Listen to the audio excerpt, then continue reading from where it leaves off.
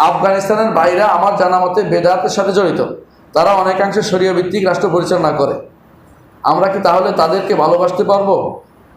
তসবি আরেকটা জিনিস, প্রথমে আফগানিস্তানের ভাইরা তারা ইসলামী শরীয়তের কিছু জিনিস তারা পরিচালনা করেছে, এটা প্রশংসা পাওয়ার যোগ্য, নিঃসন্দেহে অবশ্যই তারা প্রশংসা পাওয়ার যোগ্য।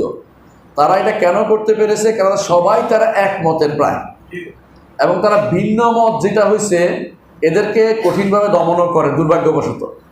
আফগানিস্তানের সালাফিদের জীবন দুর্বিষহ করে তুলছে তারা, সালাফিদেরকে বিভিন্ন জায়গায় মেরেও ফেলছে অনেক জায়গায়, আপনার জানেন ইতিহাস, এটা বলতে চাচ্ছি না।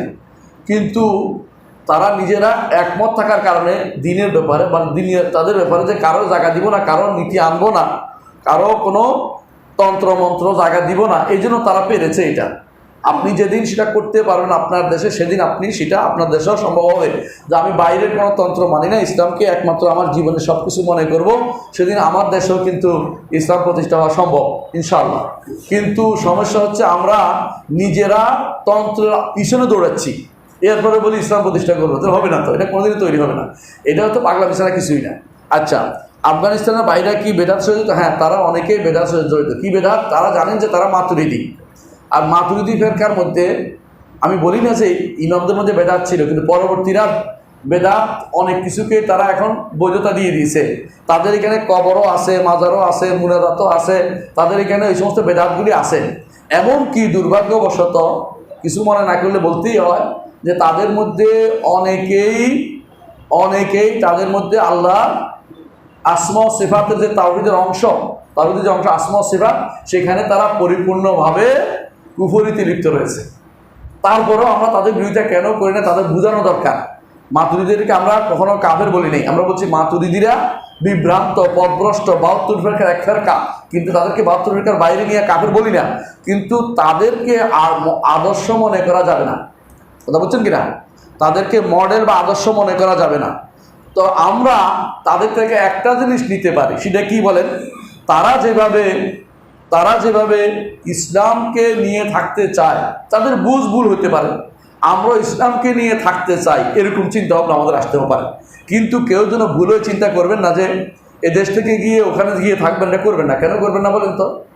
আপনার এখানে দায়িত্ব আছে, স্বাধীনতা আছে, কথা বলার আছে, দাওয়াত দেওয়ার আছে, আপনি এখান থেকে পালিয়ে যাবেন কেন? শরীয়ত তো আপনার এখান থেকে পালিয়ে অনুমতি দেয় নাই, এই হিজরত তো অনুমোদিত না। আপনার পরিবারকে ঠিক করার দায়িত্ব হচ্ছে আপনি প্রত্যেকটি মানুষ যদি নিজে এবং নিজের পরিবার আশেপাশে দাওয়াত দিতে থাকে, একসময় ইসলাম বাংলাদেশে প্রতিষ্ঠিত হয়ে যাবে। এটা বাদ দিয়ে আপনি যদি পালিয়ে বেড়ান তাহলে ইসলাম কে প্রতিষ্ঠা করবে? আপনি পালাচ্ছেন কোথায়? পালাতে পারবেন না। আপনাকে এখানে যেখানে আপনার জন্ম হয়েছে এখানে দাওয়াত দিবেন আপনি। সব জায়গাতে পালিয়ে, সবাই যদি পালিয়ে বলে আমরা সৌদি আরব চলে যাই, তো এই দেশ কাজের জন্য কাফের জন্য রেখে যাবেন? এটা শরীয়ত বলে না কোনোদিনই। আপনাকে এখানে ঠিক করতে হবে, যতটুকু আছেন এখানে আপনাকে দিন ও দুনিয়া দাওয়াতে থাকবেন। রাসূলুল্লাহ সাল্লাল্লাহু আলাইহি ওয়াসাল্লাম তিনি বলেছেন ওই ব্যক্তি উত্তম যে ব্যক্তি মানুষের মধ্যে অবস্থান করে তাদেরকে দাওয়াত দেয়। ওই ব্যক্তির চেয়ে যে ব্যক্তি, এক সাহাবী বলছিলেন ইয়া রাসূলুল্লাহ এক সুন্দর জায়গা দেখে ইয়া রাসূলুল্লাহ আমি এখানে থেকে যাই, বলছেন না, তুমি আমাদের সাথে এক পথ যাওয়া আর এখানে সারা বছর সারা জীবনে আবাদ করা সমান। কারণ জেহাদের কাজ, আমরা এখন যে কাজটি পরিপূর্ণ দাওয়াত এবং জেহাদ, দাওয়াতটাই জেহাদ, আমরা দিনের জন্য দাওয়াত দিয়ে কাজ করছি, এটা খুবই জরুরি।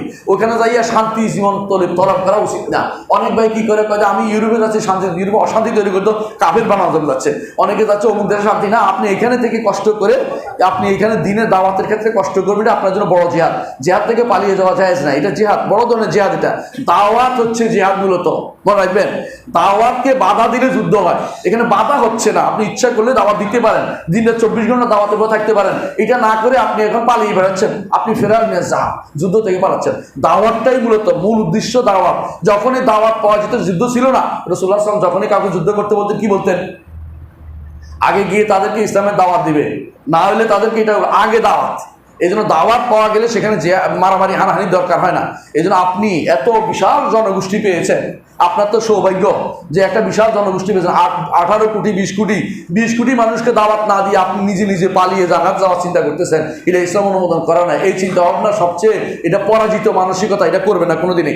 আপনার এখানে দাওয়াত, আমি যদি বলতাম সৌদি আরব পাশ করছি, ওখানে একটা দাওয়াত সেন্টার নিয়ে থেকে যাই, আর দেশে আসবো না, শান্তি আর অনাবিল শান্তি, বিশ্বাস করুন কি শান্তি, তাহলে আর দেশে আসা লাগবে না। আমার এত অসুস্থ হওয়ার দরকার ছিল, দাড়ি পাকানোর দরকার ছিল, আরো কদিন সাদা কালো দাঁড়িয়ে থাকতে পারতাম, মনে হচ্ছে আর কি, সত্য না। মানে বলতে চাচ্ছি শান্তি, কারণ ওখানে বেতন চাইলে বড় ধরনের একটা অ্যামাউন্ট দিতে, কিন্তু আমরা দাওয়াত কাজে নিতে থাকতে চাই প্রত্যেকটি মানুষ, একটা মানুষ লা ইয়াহদিয়াল্লাহু বিকা রাজুলান ওয়াহিদান খায়রুল লাকা মিন হুমরিন নাম, বড় বড় উটের চেয়েও, লাল উটের চেয়ে উত্তম হচ্ছে একটা মানুষকে হেদায়েতের বাণী শোনানো।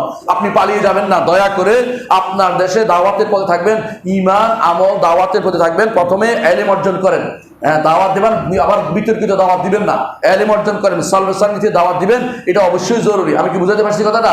এই জন্য ওই দেশে যে হিজরত করার চিন্তাও করবেন না, ওদের থাকার চিন্তাও করবেন না, আর ওদের যে ভুলগুলি সেটিও ভুলে যাবেন না। তবে আমরা মৌলিকভাবে একটা জিনিস তাদের থেকে পেয়েছি, নাকি একটা গোষ্ঠীকে যারা ইমানের উপর থাকতে চায়, ভুলের উপর আছে, তাদেরকে আল্লাহ তাআলা কিন্তু সহযোগিতা করেন।